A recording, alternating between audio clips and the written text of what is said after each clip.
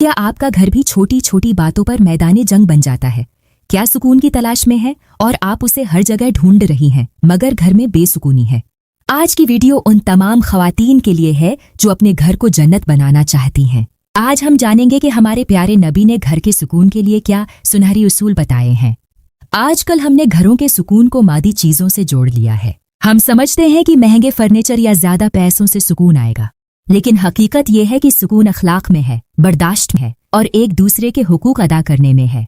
अल्लाह ताला फरमाता है कि मैंने औरत को घर का सुकून बनाया है। सबसे बड़ी गलती ये है कि हम सामने वाले के हर लफ्ज का जवाब फौरन देते हैं।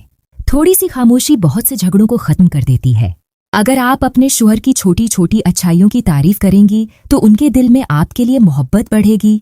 घर से निकलते वक्त और घर में दाखिल होते वक्त की दुआएं पढ़ना न भूलें। ये शैतान को घर से दूर रखने का बेहतरीन नुस्खा है। बहनों, घर में सुकून मांगने से नहीं, सुकून बांटने से आता है। आप कोशिश करें कि जब आपके शौहर घर आए तो आपका चेहरा मुस्कुरा रहा हो।